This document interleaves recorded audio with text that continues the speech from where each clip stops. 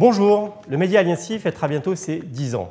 10 ans d'observation, des profondes transformations au sein de vos organisations. Mais aujourd'hui, c'est le moment de nous fixer une ambition encore plus forte.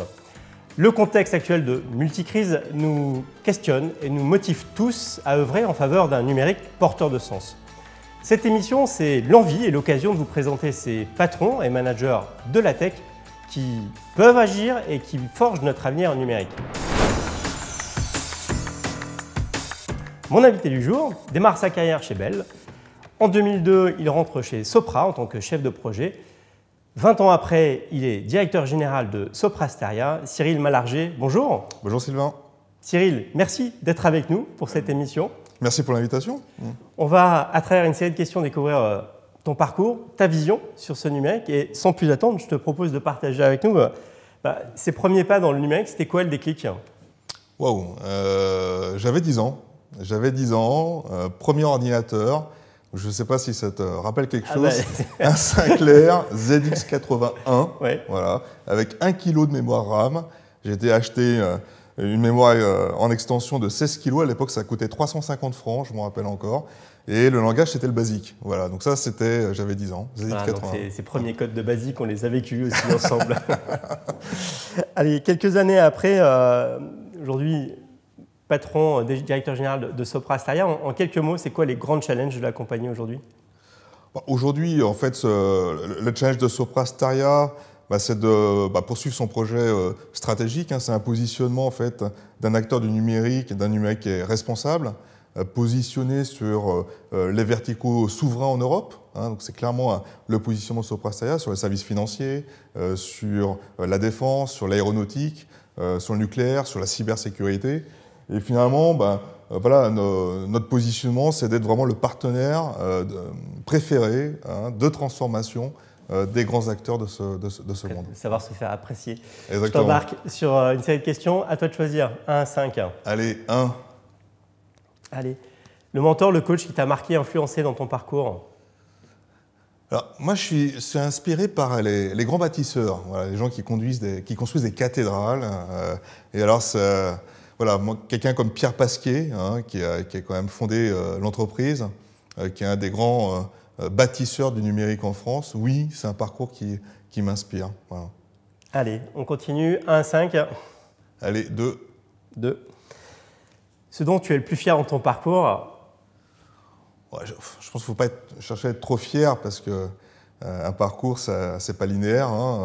Peut-être le point à retenir, c'est d'être resté fidèle à l'enseignement que j'ai eu de mon grand-père. Voilà, c'est sans doute, voilà, je m'en rappelle encore aujourd'hui, 40 ans plus tard. Voilà. Les valeurs de ton grand-père qui t'a inculqué? Voilà, que je porte au quotidien, le respect des gens, la simplicité, la remise en cause. Voilà. Mais je vais rester très humble par rapport à ça parce qu'il suffit qu'on dise ça, puis je peux être pris en défaut, on va dire, dès le lendemain. Donc, mais voilà, oui, j'essaye d'être fidèle à ça. Ouais. Allez, on continue. Même règle. Allez, le 3. Tu es fait dans l'ordre, c'est très discipliné. Ça manque de créativité. Ouais. Ce dont tu es ce que tu aurais aimé apprendre plus tôt dans ton parcours? Probablement l'écoute. Et puis, oser et savoir aussi poser les bonnes questions. Voilà, je pense que ça, c'est fondamental quand on dirige. On peut très bien écouter, ne pas savoir poser les bonnes questions et complètement passer à côté, en fait. Allez, quelques questions surprises. Quel regard tu portes sur l'échec en tant que manager? Source d'apprentissage. Source d'apprentissage.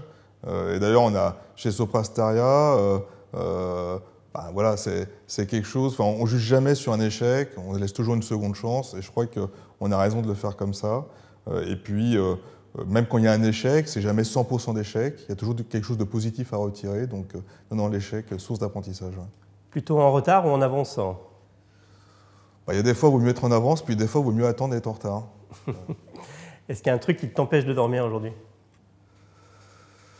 Pas grand-chose m'empêche de dormir, ce qui ne m'empêche pas d'être attentif. Ce n'est pas forcément le numérique, c'est plus le monde dans lequel on vit, les enjeux écologiques, le côté un peu anxiogène du monde dans lequel on vit. Voilà. C'est plus de l'attention, ça ne m'empêche pas de dormir, mais voilà. On vient de passer 10 ans, qu'on fêtera au mois de décembre. Qu'est-ce qui a le plus marqué cette industrie pour toi?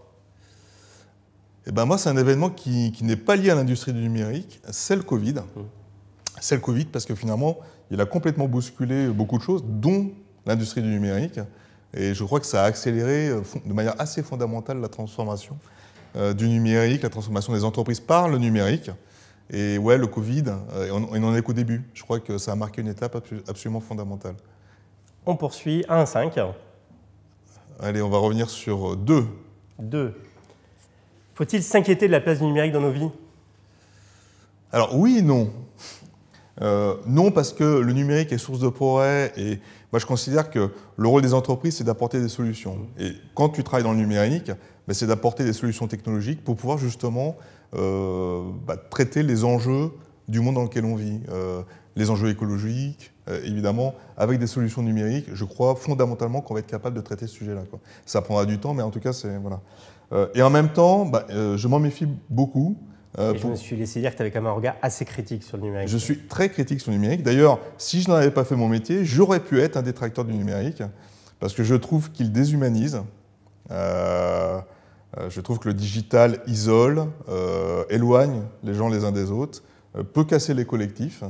Je trouve que le digital peut exclure. Et on a de plus en plus d'exclus du numérique. Ce n'est pas que les personnes âgées.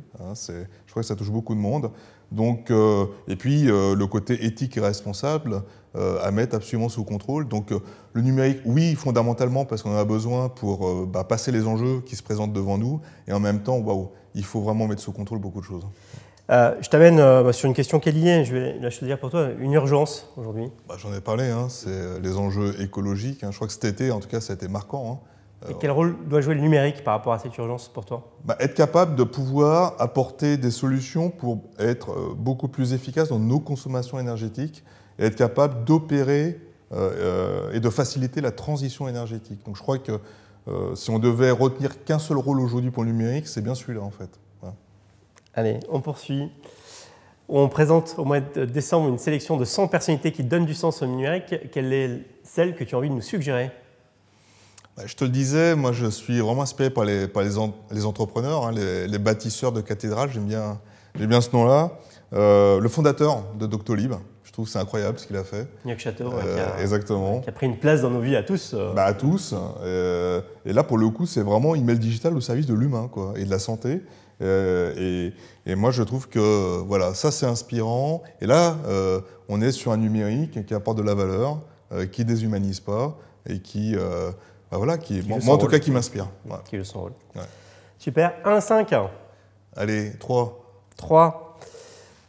L'autre métier que tu aurais adoré faire, tu n'avais pas fait cette carrière? Alors ça n'a rien à voir. Coach sportif. Coach sportif, moi je trouve que des gens comme Claude Onesta dans le handball, Laurent Tilly dans le volley, avec une équipe qui devient championne olympique, être capable de créer des aventures comme ça, avec des collectifs, moi je trouve ça formidable. Et donc, et peut-être qu'un jour, je le serai, mais tout n'est pas perdu pour moi là-dessus. Allez, on poursuit. C'est la jeu là choisi pour toi. Le livre-roman, film qui t'a marqué, influencé? Alors, plutôt des films. Il y en a 2.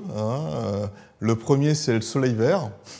Et on le disait, 2023. 2023, on y est presque. Voilà, donc, et puis le deuxième, c'est Matrix. Matrix qui m'a vraiment profondément marqué. Ouais. Comment fais-tu pour déconnecter? Alors ça va peut-être t'étonner, mais j'écris. J'aime bien écrire. Ça ne m'étonne pas. J'ai ravi de découvrir ce talent. Non, j'aime bien écrire. J'aime bien écrire parce que ça structure, ça permet de se poser, ça permet de s'arrêter. Et puis ça me détend. Voilà. Donc j'écris, en général, j'écris le week-end, 1 heure, 2 heures. Et quand est-ce qu'on peut lire ce que tu écris alors? C'est assez secret ce que j'écris. J'écris surtout, j'écris sur du perso, mais j'écris aussi sur du professionnel, donc en fonction de l'inspiration du moment. Voilà. Cyril, on arrive à l'issue de cet entretien. Est-ce que tu as un message à passer aux équipes Aliancy pour ces 10 ans? Bravo pour le travail. Je trouve que ce que vous faites, c'est formidable, c'est très sérieux. Moi, je suis un des lecteurs assidus, donc bravo et faut continuer. Merci. Et pour conclure, est-ce que ce numérique est vraiment forever pour toi? Alors, il est forever à condition. Voilà. À condition qu'il soit responsable, à condition qu'il ne déshumanise pas et à condition qu'il n'exclue pas et ne coupe pas la société en deux. Voilà. Cyril, merci à toi. Merci. Merci à vous de nous avoir suivis. Alors, visitez le site Aliency et découvrez l'ensemble de ces parcours de patrons et managers de la tech. À bientôt pour un nouveau portrait et surtout à bientôt pour ces 10 ans d'Aliency. Au revoir.